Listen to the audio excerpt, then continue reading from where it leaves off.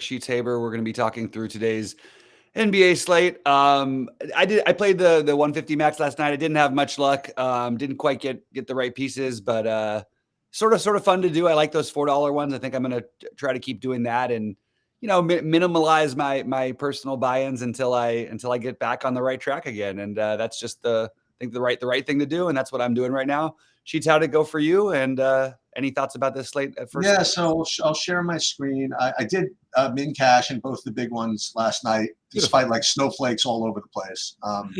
So this was the DraftKings one.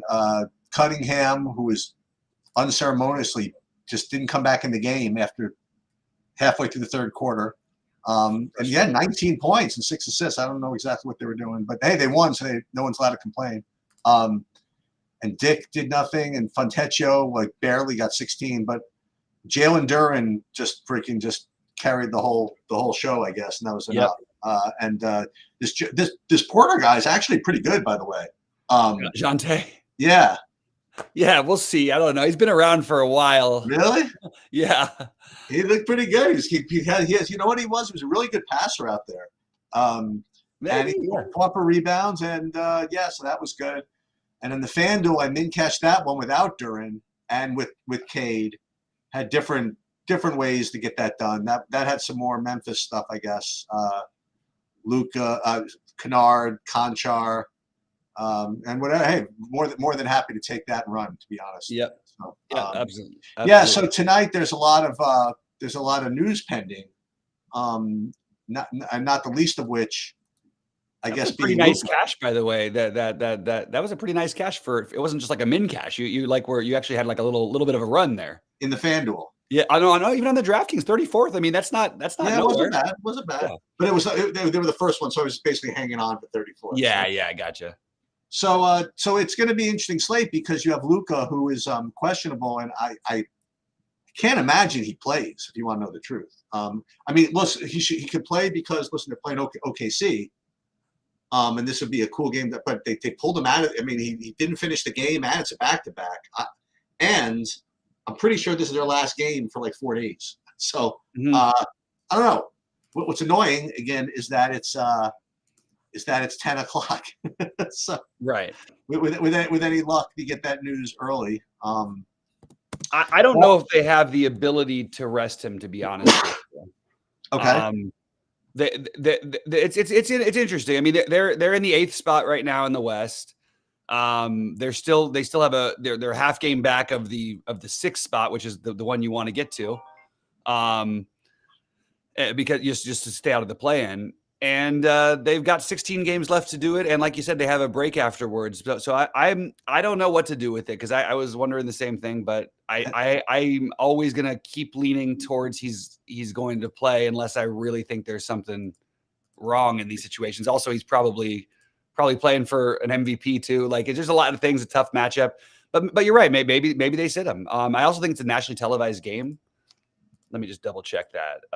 But yeah. So anyway. So we have it early enough, but also they're much more likely to play it. I mean, Luka and Embiid. There's certain guys who just they always show up for those main games, except for the Embiid, unless it's in Denver. And the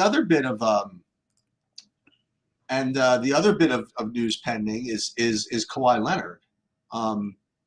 So Kawhi Leonard left the game with back spasms, and not only left the game, he left the whole arena. So, yeah. Very that's his way, huh? I guess so. So we have to see what happens with him. But at least that one is an early game.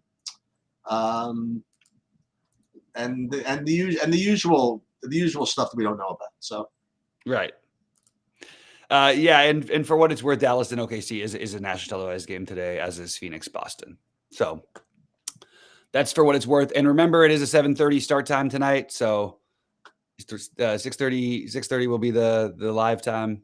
Yep. And same type of thing. If I'm there, it might be just for a little bit. And that's my schedule for today. Understood. All right. Well, let's jump into it. Let's do game by game here. You've got the first one is Phoenix Portland, right? Sorry, Phoenix Boston.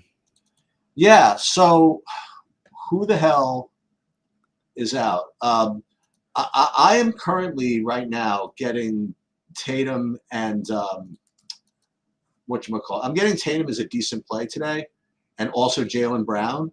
Um, and that's pretty much all I'm getting from this whole game. And thankfully, it's the first game, so we could pass it, I guess, if we wanted to. Yeah, it's interesting. Like I like the Boston side better. I have a hard time getting to the Phoenix side. I mean, yeah, sure, likely one of these guys gets there, but I probably am. I'm probably just off on Phoenix tonight. I think Tatum is a really good play, and he would be my favorite, I guess. I also like Jalen. I think Jaylen Brown would be second, and I think Drew Holiday would be third, and I think Derek White would be fourth. I think they're all decent plays. As of right now, Tatum would be my favorite, and a guy I might even prioritize today, depending on how sort of the builds look. All right, Clippers and Chicago.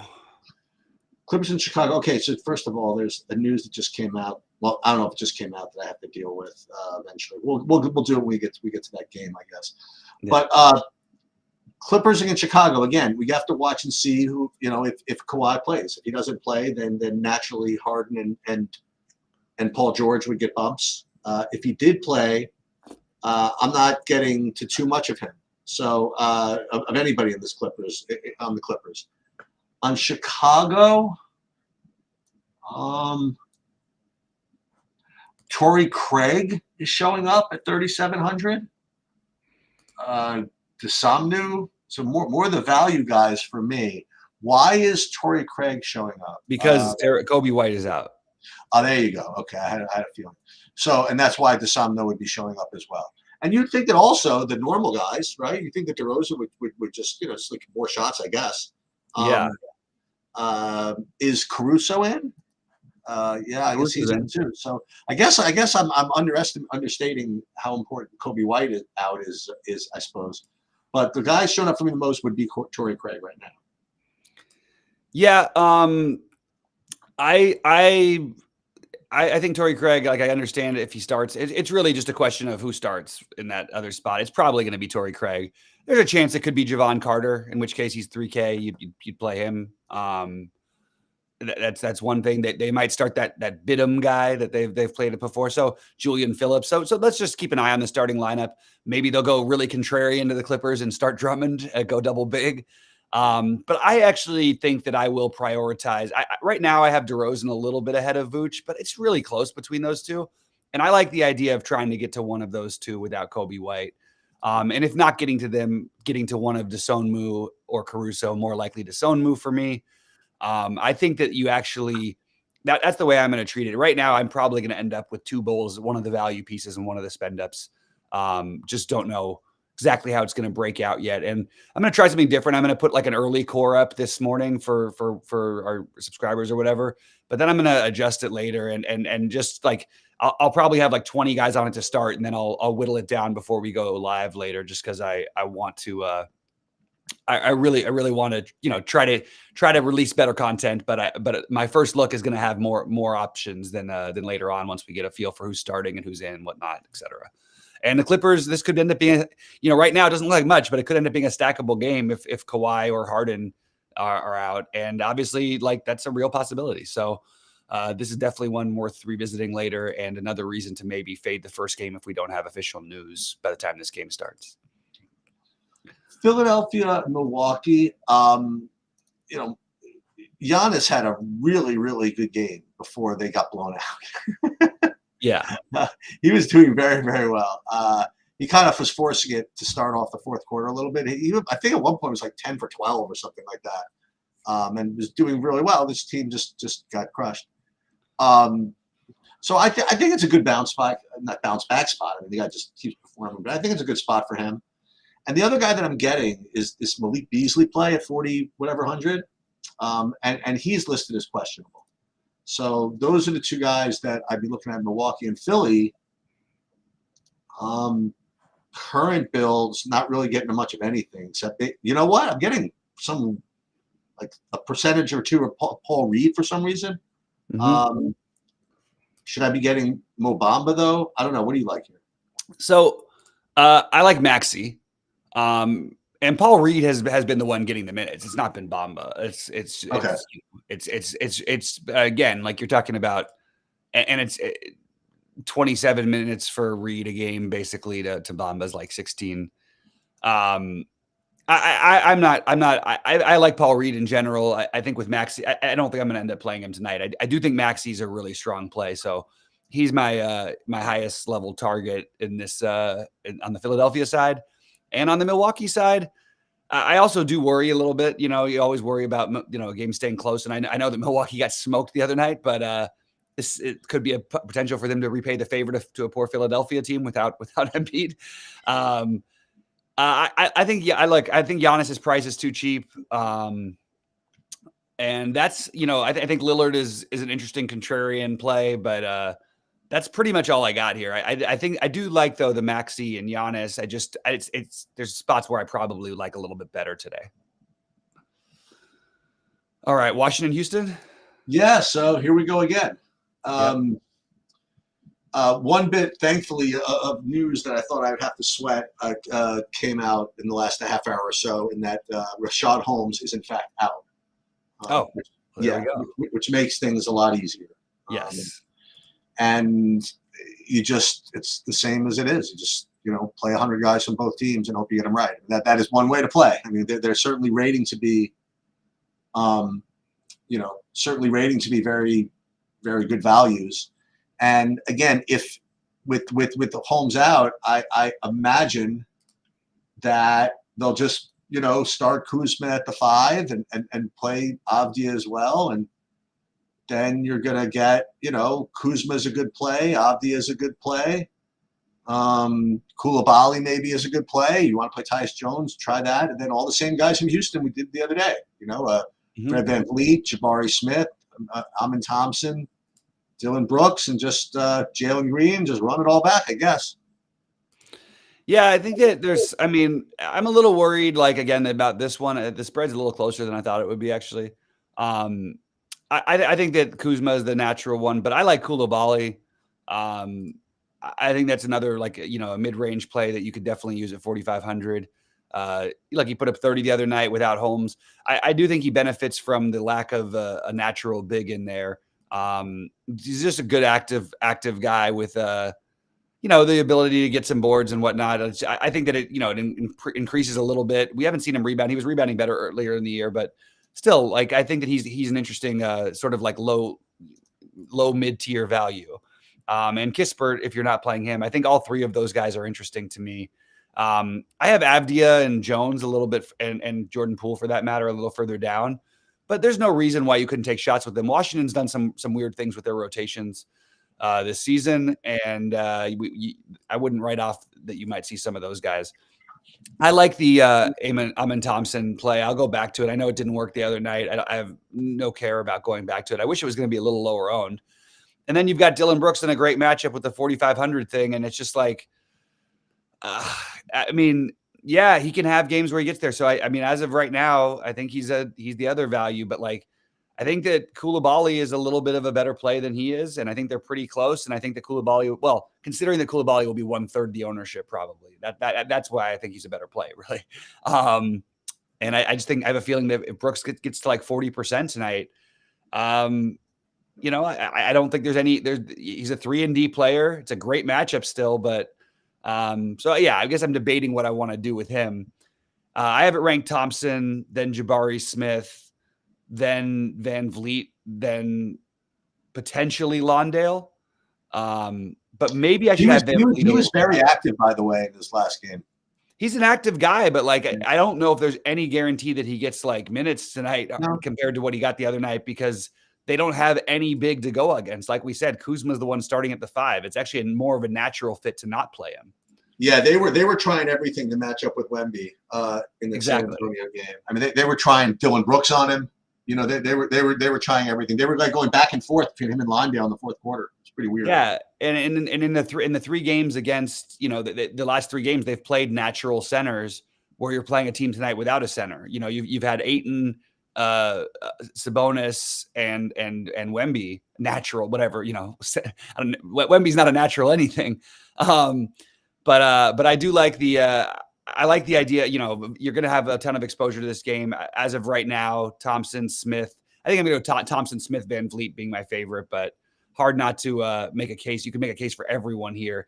You could play the crazy shooters back and forth, Jalen Green and Jordan Poole or something like that.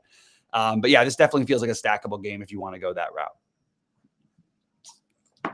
All right. Next up, we have. So next up it's the end of the slate on FanDuel, but they're adding these 2 games at the end on DraftKings. Just everybody with the heads up on that. Portland Knicks. I'm getting like 15% of Dante DiVincenzo, I guess, just because. Aside from that, not much, if in anything. Everybody wants to try Josh Hart again. Hey, you know, what's that? That looks like a 2010, you know, 19, and it's a tough line score. But I'm not going to go after that. I will say that, listen, it didn't win me any money, but DeAndre Ayton did have a good game when I played him, and he got a full 40 freaking minutes. Yeah, you're right. He did, by the way. Yeah. And that was yesterday. Actually, I was wrong about it. When I played him, he only had 43 against Boston. I didn't even see was that even on the slate last night? No, I don't think that was on the slate. No, it wasn't on the main slate. Yeah. Oh, how annoying is that, huh? Anyway, back to back for him though. Still only 7,700, but I don't know. I probably just end up passing the game. Yeah, this is a fairly uninteresting game to me. There might be some interest because I wouldn't be shocked. We've seen these teams sit players out before, especially on these back-to-backs. So like we'll see what Portland does. Who's, you know, they're in tank mode anyway. On the Knicks side, I actually like Jalen Brunson, but again, I'm naming a lot of players I like, and like this is what happens though. It's a first look. You're going to have a large pool of players, and you're going to whittle them down. That's what, you know, as the day goes on and as we get more news. But as of right now, I do like Jalen Brunson a reasonable amount, and I think DiVincenzo and Hart are both fine. I just not prioritizing them right now. You know what? It is a little Hart revenge, and he's a high energy guy. Like, I don't know, maybe he was with Portland before. I don't even know if it's revengey, but it's just, I don't know, something that extra to maybe play a little Josh Hart. I think the projections as we get into this last game are kind of half assuming that Luka's out. Let's take a look. And so what's the yeah? Oh my God, we're assuming that. No, actually, I go Sabersim now has him as out. So I didn't realize he had actually gotten to doubtful yet. When I first looked this morning, I had him as just questionable. I think he is going to sit. Yeah. And so you're going to get, I imagine, Kyrie Irving as a, you know, very popular play. Then you're going to also get the other stuff. Gafford was probably a good play anyway, but Gafford, Tim Hardaway. I'm going to try that again. PJ Washington, going to look like a good play. Derek Lively, but who besides like Kyrie is going to carry the ball? Nobody? Is that the story? No, Hardaway, Exum. Yeah. Exum gets minutes still? He just got him. Yeah. He was hurt. Like, yeah, he came in for yeah. And is Hardy out of the rotation now? I forgot about him. He's never in the rotation. He's only in the rotation when these guys are out usually. Right. Well, that's what I was. But tonight, well, yeah, he very well could be. I mean, it's hard to know. They have 11 guys they can choose from. Okay. We haven't seen a situation one time this season where we had X. We either didn't have more. We didn't have like Kyrie also. So I honestly don't know how to guess on this one. So Kyrie is the play unless they lose by 40. I mean, like, and that's very, very, very. I would say I put it on the more likely side. They get just completely smoked than not. Yeah. But I would say that like I still think that Hardaway at 4K is hard to ignore. And I think that I mean, look, you look at the projections right now, and I mean, you've got what, 7 guys projected to be 20% owned or more. Yeah. 7 guys with 5.5x plus Yeah. projections. And it actually makes sense in this one. You know what I mean? Like this is not, and it's not the Utah thing where they play 700 guys. So I guess if I had to rank him, I'd go Kyrie, but I do think there's a bust path for him too. Kyrie, I want to know what they'll play X and Y. Like I want to get a better feel for the X and minutes. They did play him 24 in the last one. I think Exum might actually be the second best one, followed by Hardaway, followed by Green. I'm sorry, followed by Washington, then followed by Green, and then you get to Gafford, and then maybe you get to Jaden Hardy. And you look at Hardy's got one of the lowest projections on the team, and he's still projected to be 20+% owned. So I actually do think maybe Hardy is just the way to go. That's fine with me because he can play in a blowout. He can get you there if you need offense without the blowout, and he's 3K flat. So yeah, it's going to be hard to some of the other value I talked about earlier because I wasn't counting for sure that he was going to be out. It's going to be hard to stay away from this Dallas, Houston, Washington stuff. Like that's going to be the main part of your builds. Do you agree with that? Yeah, and the thing is that you don't know who's going to be starting, right? And you probably should delay. But there are guys you can screw around with on the OKC side, that can balance this out a little bit. Like you could play like Carson Wallace, at 3,500. You could certainly play Lou Dort at 4,200. He's probably a good play anyway. Where did the Case and Wallace thing come from? Because I don't know. I'm just looking at guys that I could pivot to if I had to. I just saw him play in the last game. He played some minutes. Yeah, but Jalen Williams was out. Oh, yeah, okay. But still, it's possible. Yeah, and blowout anything's possible. Sure. And Giddey had a poor fourth quarter, but I guess he's not. With Jalen Williams back in, I probably don't want to do that. Yeah, I think that if you're going to make a stack, like just play Shea or Shet or Jalen Williams on the other side, okay. That makes the most sense to me. Like because I do think you're going to end up accidentally stacking Dallas. I would wonder, maybe we should run a quick SaberSim build because I'm curious what they're gonna have here. See, I did, but I think it hedged a little bit because I'm still getting like all Houston's pretty much.